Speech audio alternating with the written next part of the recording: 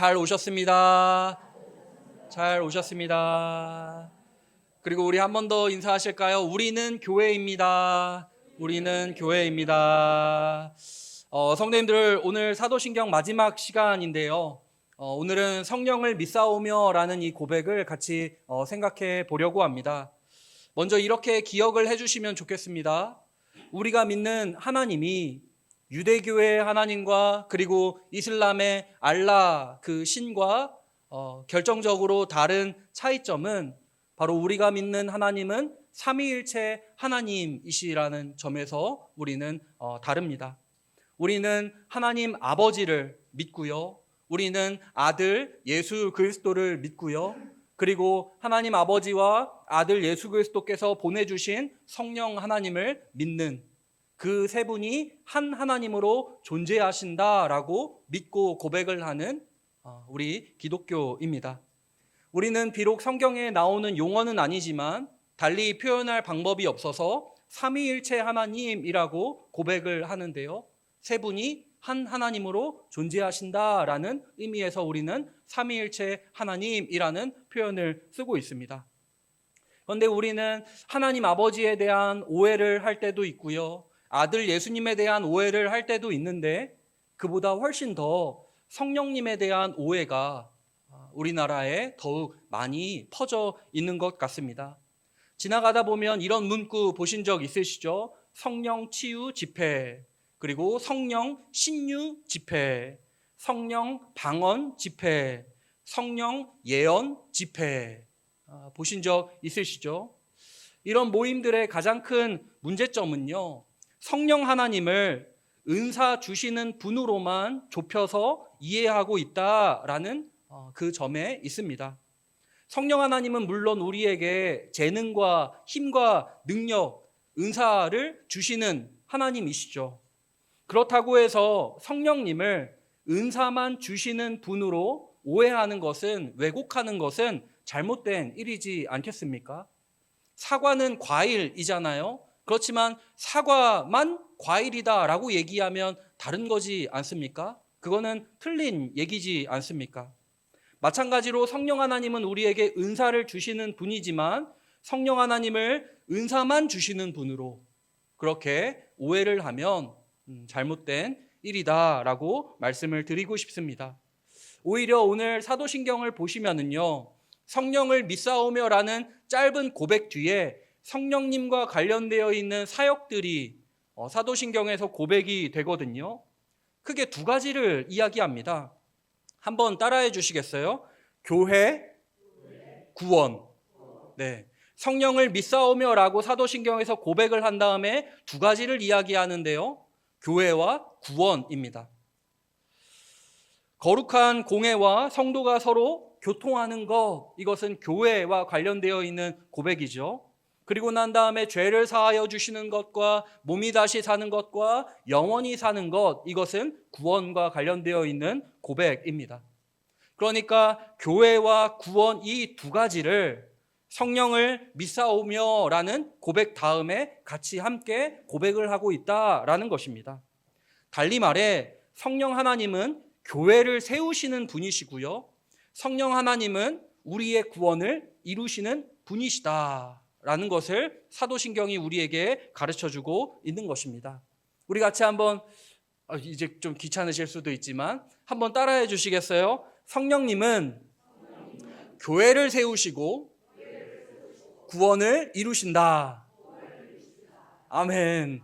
윤성정 원사님 감사합니다. 소리 제일 크게 해주셨어요. 감사합니다. 성령님은요, 교회를 세우시고요, 구원을 이루시는 하나님이십니다. 먼저 성령 하나님은 교회를 세우시는 하나님이십니다. 오늘날에는 교회에 관하여 말하기가 참 어려운 시대입니다. 성도님들 혹시 나 교회 옮길 거야, 교회 떠날 거야 고민해 보신 적 없으십니까? 네. 너무 많이 있어요 하셔가지고 네, 저도 있습니다. 저도 사역자인 저도 전도사고 그 전에 신학교 다니고 할 때 그런 고민을 깊이 했던 적이 있는데요. 오늘날에는 교회에 대해 얘기하기가 참 어려운 시대입니다. 교회를 강조하고 교회에 대해 이야기를 하면 어떤 반감이 생깁니까? 뭐야, 예수님을 믿고 예수님을 믿어서 구원을 받는 거지 뭐 교회를 믿고 뭐 교회를 섬기라는 거야? 하면서 반감을 가지는 사람들이 있습니다. 또 그렇다고 교회를 얘기하지 않으면은요, 교회 안 나가고 예수님만 믿으면 되지, 교회 안 나가 라고 하는 분들이 요즘 또 많은 시대이다 보니 교회에 관하여 말하기가 참 어려운 시대입니다. 예전에 신앙생활을 하시던 분들은 너무 집이고 가족이고 다 뒤로 하고 교회밖에 모르셨던 게 안타까움인데, 오늘날에는 교회를 마치 학원처럼 여기면서 마음에 들면 다니고 마음에 안 들면 끊어버리고 이렇게 쉽게 선택을 하고 결정을 하는 시대가 되어버려서 또 안타까운 마음이 있습니다. 우리는요, 교회를 익숙하고 만만하게 생각해서는 안 됩니다. 주일이면 오고 예배드리고 사람을 만나고 다시 집으로 돌아가고 그냥 하나의 장소, 하나의 모임 정도로 생각하기가 너무 쉽습니다. 그러나 성경은요, 교회를 그렇게 이야기하지 않습니다. 교회 전체를, 그리고 성경 전체를 보면 하나님은 언제나 한 사람을 부르셔서 그 한 사람으로 끝내지 않으십니다.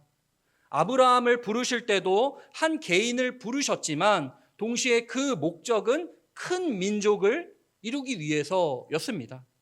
하나님이 모세도 부르시죠. 출애굽 사건에서도 야곱의 가족 70명으로 시작되었지만 이스라엘 민족이라는 큰 민족을, 백성을 이루게 하셨고, 그들을 가리켜서 하나님은 나의 백성이다, 나의 제사장 나라다 라고 하셨습니다.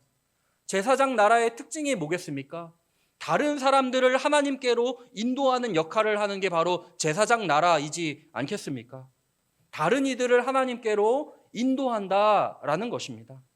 하나님의 구원은요, 언제나 공동체를 지향합니다. 공동체를 향해 나아갑니다. 오늘날에 우리에게 시사하는 바가 있겠지요. 아시는 분은 아시겠지만 가나안 성도라는 용어가 있습니다. 가나안 성도 들어보셨나요? 가나안, 이거 거꾸로 하면 뭐죠? 안 나가입니다. 안 나가. 안 나가. 교회에 안 나가지만 성도라고 자부하는 분들이 요즘 엄청 많습니다. 뭐 100명, 200명 수준이 아니라요, 10,000명 단위의 어마어마한 숫자의 사람들이 교회는 안 나가지만 나는 성도입니다, 신앙이 있습니다 라고 고백하는 사람들이 많이 있습니다. 교회는 싫지만 예수님은 좋고, 교회는 믿지 못하지만 예수님은 믿는 사람을 가리켜 가나안 성도라고 지칭을 합니다. 여러 이유가 있겠죠. 교회에서 마음 아픈 상처를 겪었는지, 어떤 일을 겪었는지 우리가 다 알 수 없기 때문에 쉽게 재단을 할 수는 없는 일이라 생각합니다. 그러나 기본적으로 이 사실은 분명하게 해야 할 것입니다. 하나님은 한 사람 한 사람을 부르셔서 구원하시지만 구원을 하셔서 어디에 속하게 하시느냐 하면 바로 교회 공동체, 주님의 몸된 공동체, 하나님 나라 백성 공동체로 속하게 만드신다라는 사실입니다. 로마서에도 보면은 참 감람나무에 접붙임이 되어 함께 뿌리의 진액을 받게 되었다라고 표현하지 않습니까? 돌 감람나무가 참 감람나무에게 접붙임이 되어서 여기에 연합이 되어서 하나가 되어서 뿌리의 진액을 함께 받게 되었다, 이 표현을 쓰고 있습니다. 우리 마찬가지입니다. 하나님이 우리 한 사람 한 사람 소중하게 부르셨지만 동시에 부르셔서 어디로 옮기셨냐 하면 바로 주님의 몸된 교회 공동체, 참 감람나무인 교회 공동체로 우리를 접붙이셨습니다. 그래서 여기서 우리는 함께 연합하여서 함께 뿌리의 진액을 받게 된 것이죠. 그래서 나는 하나님이 좋지만 교회는 싫어서 교회는 안 나갈 건데 하나님은 믿을 거야 하는 말 자체가 성립이 될 수가 없습니다. 하나님이 우리를 사랑하셔서 우리를 구원하시고 피값으로 사신 교회 공동체로 우리를 부르셨는데 어떻게 그 공동체를 벗어나 나는 하나님의 뜻대로 살 거야, 하나님의 말씀에 순종하며 살 거야, 나는 하나님을 믿어 라고 이야기를 할 수가 있겠습니까? 하나님은 아브라함의 자손을 통해서도 공동체를 이루게 하셨고, 출애굽한 이스라엘 백성도 제사장 나라가 되어 하나님 나라 공동체를 이루게 하셨습니다. 구원의 출발은 개인이어도 그 종착지는 언제나 공동체, 하나님의 공동체입니다. 그런데 이스라엘의 역사를 보면은요, 한 가지 분명한 한계가 드러납니다. 그들은 하나님의 백성이지만 계속해서 하나님을 떠납니다. 출애굽한 이스라엘 백성도 광야에서 그러죠. 약속의 땅 가나안 땅에 들어간 사사 시대에도 이스라엘 백성들이 그러하죠. 다윗과 솔로몬 시대를 지나 분열 왕국 시대에는 얼마나 하나님의 백성으로서 살아가야 할 규범을 어기고 불순종하였는지 우리는 모릅니다. 연약함과 죄악뿐이었죠. 그래서 하나님은 구약의 선지자들을 통해 한 가지 약속을 해주십니다. 새로운 약속을 주시죠. 그게 무엇입니까? 내가 내 영을 너희 마음속에 두겠다. 내 영을 너희 안에 두어 너희로 내 율례를 행하게 하겠다. 새 마음과 새 영을 주겠다라는 약속을 해주십니다. 이 약속은 매우 중요한 전환점입니다. 하나님의 백성은 이제 성령님을 통해 만들어진다는 약속의 선언이기 때문에 그렇습니다. 그리고 이 약속이 성취된 사건이 바로 사도행전 2장에 나오는 오순절 성령 강림 사건, 그것이 바로 이 예언의 성취입니다. 성령님이 임하자 제자들이 완전히 달라지기 시작합니다. 두려움에 숨어있던, 십자가에 못 박히시기 전 예수님을 버려두고 도망갔던 사도들이 이제는 담대하게 로마의 그 위정자들 앞에서 담대하게 예수가 그리스도다, 예수가 주이시다라고 고백을 하게 됩니다. 담대하게 복음을 전하기 시작하고요, 서로 다른 사람들이 하나가 되는 놀라운 일이 성령님이 강림한 오순절에 일어나게 되었습니다. 성령님이 오순절에 임하자 각기 다른 지역에 있던 사람들이 남녀노소 가릴 것 없이 하나가 되어 교회가 출범을 합니다. 사도신경은 이것을 가리켜 거룩한 공회와 성도가 서로 교통하는 것이라고 고백을 합니다. 성도님들, 우리는 이거를 쉽게 생각하면 안 됩니다. 사도행전 2장에 보면 여러 인종의 사람들이 얽혀 있고, 그 다음에 방언이 거기에서 나타나 모든 지역의 사람들의 그 언어로 들리지 않습니까? 그런데 생각을 해보십시오. 유대인들이 어떤 민족입니까? 이방인을 어떻게 여깁니까? 개로 여깁니다. 저 이방인들을 하나님이 만드신 목적은 저 지옥의 불쏘시개로 사용하려고 하나님이 저 이방인들을 만드신 거다라고 이야기하는 게 바로 유대인들입니다. 그런데 이 유대인들이 이방인들과 함께 한 몸을 이루는 이 사건, 주님의 몸된 교회로 하나가 되는 이 사건, 낭만적이지 않습니다. 매우 충격적이고 매우 놀라운 일입니다. 오늘날 어떻게 비교할 수 있을까요? 정치적으로 완전히 분열되어 있는 이 대한민국에서, 남과 북으로 나뉘어져 있는 이 대한민국에서 우리는 어떻게 비유할 수 있을까요?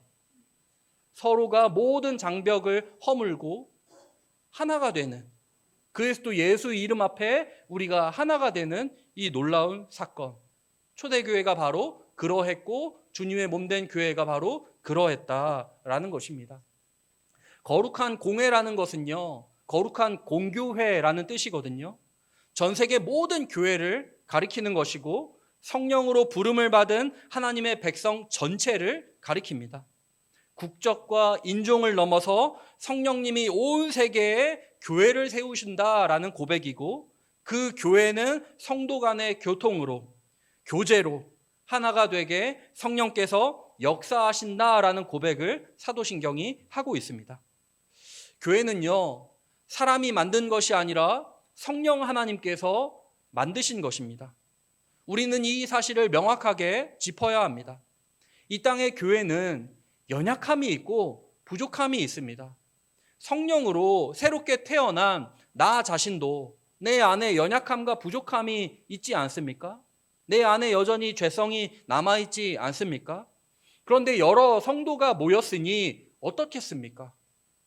그러나 나의 연약함과 부족함 때문에 내가 구원받았다는 사실이 취소되거나 무시될 수 없는 것처럼 교회 공동체도 연약함과 부족함에도 불구하고 교회를 세우신 분은 성령 하나님이시다라는 이 사실은 결코 변함이 없다라는 것입니다. 우리는 하나님을 사랑하듯 교회를 사랑해야 합니다. 교회를 성령 하나님이 세우셨기 때문에 그렇습니다. 다른 이유가 아닙니다. 교회가 내 마음에 들기 때문에 나랑 성향이 잘 맞기 때문이 아니라 교회는 성령님이 세우셨기 때문에 우리는 교회를 사랑하는 것입니다. 성령께서 우리를 교회되게 하셨기에 우리는 교회를 함부로 할 수 없습니다. 만일 교회를 사람이 세운 거라면 교회 욕을 하고 내 마음대로 자유롭게 할 수 있습니다. 그러나 교회를 성령께서 세우신 거라면 우리는 교회를 쉽게 판단하거나 정죄하기보다는 나를 이 교회로 부르신 하나님의 그 목적이, 그 의도가 무엇일까를 겸손하게 물으면서 나의 그 부르심에 순응하기로 우리는 간구를 해야 할 것입니다. 찬송가 208장 내 주의 나라와 라는 찬송가에 이런 가사가 나오죠. 내 주의 나라와 주 계신 성전과 피 흘려 사신 교회를 우리는 늘 사랑합니다. 이 고백. 우리 같이 한번 고백을 해보실까요? 교회를 늘 사랑합니다. 교회를 늘 사랑합니다. 사랑하기 싫으신 것 같았어요. 우리 다시 한번 크게 한번 고백해 볼까요? 교회를 늘 사랑합니다. 교회를 늘 사랑합니다. 성령께서 교회를 만드셨기 때문에, 그리고 성령께서 우리를 이 장월교회로 불러 모으셨기 때문에 그렇습니다. 사도신경에서 성령님은 교회를 세우시는 분이시고 동시에 우리의 구원을 이루시는 분으로 표현됩니다. 사도신경은 우리의 구원을 세 가지로 얘기합니다. 죄를 사하여 주시는 것과 몸이 다시 사는 것과 영원히 사는 것, 이 세 가지를 고백합니다. 이 세 가지는 구원의 시작과 완성을 모두 보여줍니다. 먼저 죄를 사하여 주시죠. 구원의 출발입니다. 예수님의 십자가 사건은 역사적인 사건입니다. 2000년 전에 일어난 역사적인 사건이죠. 그러나 그 사건이 나의 사건이 되기 위해서는 예수님이 그 죄사함의 그 대속의 십자가를 지신 사건이 바로 나의 죄를 위한 대속의 사건이 되기 위해서는 성령님의 역사하심이 필요합니다.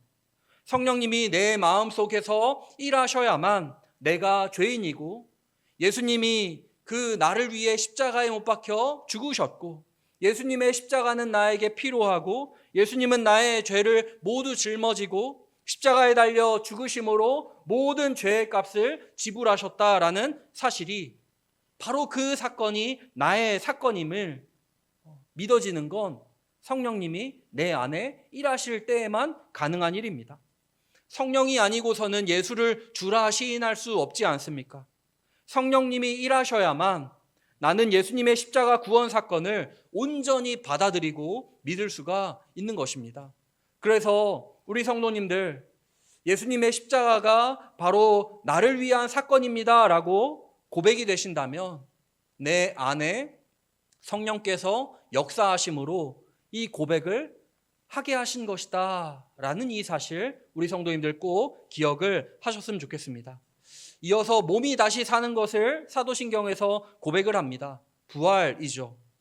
기독교의 구원은 영혼만의 구원이 아닙니다. 우리가 편의상 영혼구원에 힘씁시다 이런 표현을 편의상 많이 사용하는데요. 여기서 말하는 영혼은 눈에 보이지 않는 영혼만을 가리키지 않고 영혼을 가진 인격체, 전인격, 우리 인간 전체를 가리키는 의미에서 우리는 영혼구원이라는 표현을 사용하는 것입니다. 우리는 영혼만 구원받는 것이 아닙니다. 하나님은 우리의 몸까지 구원을 하십니다. 우리의 육체와 영혼을 창조하신 하나님이 우리의 영혼과 육체까지 다 구원하시는 것은 당연한 일이지 않겠습니까? 성경은 우리 몸이 다시 살아날 것을 분명하게 말씀합니다. 어떻게 알 수 있습니까? 십자가에 못 박혀 죽으시고 부활하신 예수님을 통해 우리는 그 사실을 알 수가 있습니다. 예수님의 부활이 정말 사실이라면 우리의 부활 또한 사실인 것입니다. 우리도 그와 같이 부활할 것이라고 성경이 명확하게 이야기를 하고 있기 때문에 그렇습니다. 성령님은 장차 우리의 몸을 죽을 몸에서 살리실 분이십니다. 그래서 성령은 부활의 영이십니다. 부활의 영이십니다. 그래서 우리는요, 낙심하지 않습니다. 소망 없는 자처럼 절망하지도 않습니다. 나이 들어가는 몸을 보면서도, 병이 든 몸을 보면서도, 점점 기력이 쇠하여 가는 몸을 보면서도 우리는 소망을 가질 수가 있습니다. 끝이 아니기 때문에 그렇습니다. 오히려 우리에게 부활의 영광이 있기 때문에 우리는 담대할 수가 있습니다. 죽음이 끝이라면 우리는 절망해야 합니다. 죽음이 끝이라면 절망해야죠. 그러나 죽음이 끝이 아니기에 영광스러운 부활이 우리를 기다리고 있기 때문에 우리는 오히려 용기를 내고 담대하게 소망을 가지고 죽음 후 부활을 기대하면서 나아갈 수가 있는 것입니다. 마지막으로 사도신경에서는 영원히 사는 것을 이야기합니다. 영생이라고 표현하죠. 근데 우리 성도님들 수차례 말씀드렸지만 영생을 오해하시면 안 됩니다. 영생은 단순히 영원히 사는 것, 시간이 무한대로 연장되는 것, 그것을 가리키지 않습니다. 하나님과 함께 하는 삶이 바로 영생입니다. 하나님을 알고 하나님과 교제하는 삶을 영생이다라고 말씀합니다. 영생은 우리가 죽음 이후에 사는 그 삶을 영생이라고 얘기하지 않습니다. 영생은 이미 예수님을 믿음으로써 시작이 된 삶을 가리켜 영생이라고 성경은 표현을 하고 있습니다. 요한복음 5장을 보면은요, 이렇게 말씀합니다. 예수님의 말씀을 듣고 예수님을 보내신 하나님 아버지를 믿는 자는 영생을 얻었다라고 얘기합니다. 이미 얻었다라고 말씀을 하고 있습니다. 영원한 생명이 시작이 되었다라는 것입니다. 발아한 것이죠. 그리고 최종적 영원한 생명의 정점은 당연히 예수님이 다시 오셨을 때 우리가 영광스러운 부활의 몸을 입고 영원히 하나님과 교제하며 살아가는 그 날이 영원한 삶의 하이라이트가 되겠습니다. 지금은 발아 수준으로 영원한 삶의 씨앗이 싹을 튼 것이고요. 이제 예수님이 다시 오시는 그날에는 절정을, 꽃을 피우게 되는 것입니다. 예수님이 다시 오시는 그날에 절정을 이루어 아름답게 꽃을 피고 거룩하신 삼위일체 하나님과 얼굴을 마주하면서 영원히 아름답고 복된 교제를 나누며 살아가게 될 그 날이 우리에게 있다라는 고백을 사도신경이 하면서 마치고 있습니다. 그래서 우리는 지금 이 세상에 발을 디디며 살아가고 있지만 이 세상에 속한 사람으로 살아가지는 않습니다. 이미 영원한 생명이 성령 하나님을 통해 내 안에 주어졌고 나는 새 생명의 삶을 이 땅에서부터 살아가고 있기 때문에 그렇습니다. 나의 본향은 이 세상이 아니라 하나님 나라이고 나의 시민권은 이 세상이 아니라 하나님 나라에 있기 때문에 그렇습니다. 이 세상에 속한 욕심과 폭력과 잔인함과 추악함과 교만과 경쟁과 질투와 위선과 쾌락이 우리를 다스리거나 지배할 수 없다는 것입니다. 우리는 이미 성령 하나님을 통해 영원한 삶을 시작한 하나님 나라의 백성이기 때문에 그렇습니다. 말씀을 맺겠습니다. 성령을 믿사오며라는 고백에 담긴 내용을 우리가 같이 생각했습니다. 성령을 믿습니다라는 고백은 나는 성령께서 교회를 세우셨음을 믿습니다라는 고백이고 나는 이미 죄사함을 받았고 나는 몸이 다시 살아날 것이고 영원한 생명의 삶을 이미 시작한 사람임을 믿습니다라는 고백입니다. 그래서 우리는 교회를 사랑해야 합니다. 성령이 세우신 공동체이기 때문에 그렇습니다. 그래서 우리는 구원을 확신해야 합니다. 성령께서 우리를 구원하셨기 때문에 그렇습니다. 우리는 더 이상 죄책감에 눌려 사는 사람이 아니라 은혜 안에서 구원을 받은 하나님의 백성이요 하나님의 자녀들입니다. 어떤 상황에서도 우리는 소망을 잃지 않습니다. 사망이라는, 죽음이라는 거대한 장벽 앞에서도 우리가 소망을 잃지 않는 것은 부활이 우리를 기다리고 있기 때문에 그렇습니다. 우리 안에 거하시는 성령님, 지금도 살아 역사하고 계시는 성령님께서 우리 교회와 나의 구원을 책임지시고 우리 교회와 나의 구원을 끝까지 이루어 가실 그 일을 우리가 신뢰하면서 모든 소망을 성령 하나님께만 두며 믿음으로 나아가는 우리 모두가 되기를 간절히 소망합니다. 우리 같이 들은 말씀 기억하면서 같이 한번 기도했으면 좋겠습니다.